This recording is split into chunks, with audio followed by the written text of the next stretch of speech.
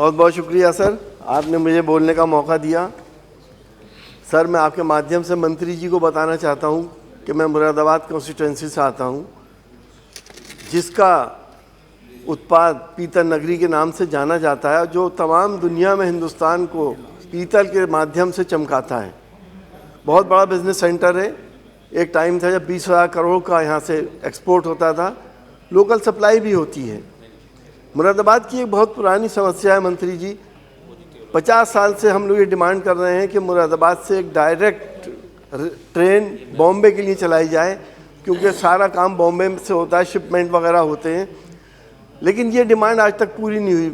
बदकिस्मती से मैं आज शायद 5वीं बार ये डिमांड इस पार्लियामेंट में उठा रहा हूँ, और मुझे उम्मीद है, क्योंकि मंत्री जी की जो रेपुटेशन है वो किसी को डिसअपॉइंट नहीं करते, और मुझे उम्मीद है कि इस डिमांड को भी मेरी पूरा करने में पूरा योगदान देंगे।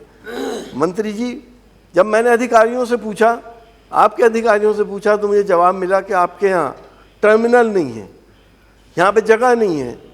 मैंने इसको और इसमें रिसर्च करी, और मैं पता ये चला कि मुरादाबाद के अंदर 2 जगहें ऐसी हैं, दलपतपुर और हरतला, जहाँ पे टर्मिनल की पूरी गुंजाइश है।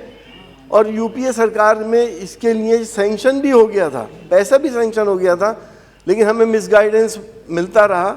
मुझे अफसोस के साथ आपसे कहना पड़ता है। अब अगर मैं आपसे टर्मिनल के बारे में जगहों को बता रहा हूँ, तो मुझे यकीन है कि बहुत से अधिकारी आपसे ये कह देंगे कि कंजेशन बहुत है, वहाँ ट्रेन नहीं चल सकती, लेकिन अल्टरनेट रूट्स भी हैं। मंत्री जी, मेरी आपसे ये दरख्वास्त है कि इस पे बहुत सीरियसली अगर आप सोचेंगे तो यहाँ की जनता को बहुत सहूलत मिल जाएगी। मुरादाबाद, इसके अलावा मुरादाबाद से जो बिज़नेस होता है वो अलीगढ़ से आगरा और बीच में फिरोज़ाबाद भी आता है। ये सब बिज़नेस सेंटर हैं, एक्सपोर्ट्स के सेंटर हैं। एक ट्रेन की डिमांड मुरादाबाद से आगरा के लिए है। आज तक कोई ट्रेन इस रूट पे नहीं चली है। मैं आपसे इस ट्रेन के लिए भी डिमांड करता हूँ। मंत्री जी, मुरादाबाद में बढ़ापुर, मेरी कॉन्स्टिट्यूंसी में बढ़ापुर और अफजलगढ़ बहुत बड़े बड़े इलाके हैं, मिनी शहर हैं। यहाँ पे आज तक ट्रेन की कोई सुविधा नहीं है। और इसी में एक ठाकुरद्वारा भी है, जो एक बहुत बड़ा शहर है, उसकी भी सुविधा नहीं है। मैंने इसकी डिमांड करी, मुझे ये जवाब मिला कि ठाकुरद्वारे का अभी तक या इस जगहों का हमारे पास कोई प्रपोजल नहीं आया। जब मैंने इसको और देखा तो पता ही चला कि आपकी पिछली सरकार में 2015 में ठाकुरद्वारे के लिए सैंक्शन हो गया था, लेकिन न जाने क्यों वो काम क्यों नहीं हुआ। और जवाब ऐसे क्यों दिए जाते हैं सांसद को कि उसका सर पैर ही नहीं होता। तो ये तो मैं आपको बता रहा हूँ, जब ये काम हो सकता था, हो जाता, तो कितनी सुविधा लोगों को मिल जाती। इसके अलावा मंत्री जी, मुरादाबाद से कांठ एक ऐसी जगह है जहाँ पे सर्जिकल बैंडेज और कॉटन की सप्लाई होती है थ्रू आउट इंडिया, और कांठ से लोग बहुत बहुत दूर ये सर्जिकल बैंडेज और कॉटन भेजते हैं। एक ट्रेन चलती है, आज भी चलती है, सियालदा जम्मू तवी एक्सप्रेस, जो कांठ में रुका करती थी, उसका वहाँ पे हाल्ट को रोक दिया गया है।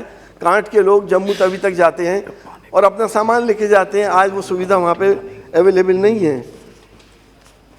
मैं मंत्री जी एक चीज़ और आपके संज्ञान में डालना चाहता हूँ कि हमारे यहाँ जो अंडरपास बने हैं उन पे शेड भी लगे हैं, लेकिन पिछले दिनों बारिश हुई, उसमें पानी भर गया, और बहुत सी गाड़ियाँ, हमारे दोस्तों की भी ऐसी गाड़ियाँ हुई कि अंदर गए और सीज हो गई।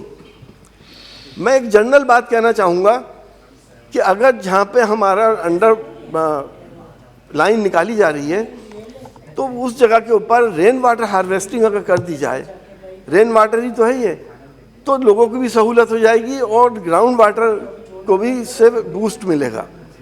तो इस पर अगर आप सीरियसली सोचें तो हम इससे बहुत बड़ा आप लोगों को सुविधा भी देंगे और ग्राउंड वाटर को भी बूस्ट कर देंगे।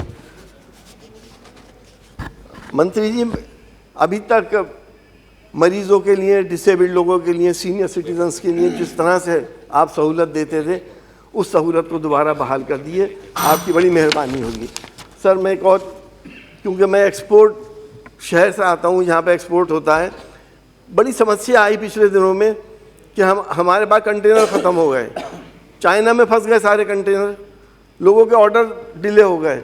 आपसे रिक्वेस्ट है कि हम खुद मैन्युफैक्चर करें, अपने कंटेनर इंडिया के अंदर बने, और जो फ्रेट है वो और मुल्कों के मुकाबले हमारे यहाँ बहुत ज़्यादा है, और देशों के अंदर जैसे चाइना है, वियतनाम है, कंबोडिया जैसे मुल्क के अंदर वो फ्रेट में रियायत देते हैं एक्सपोर्टर्स को।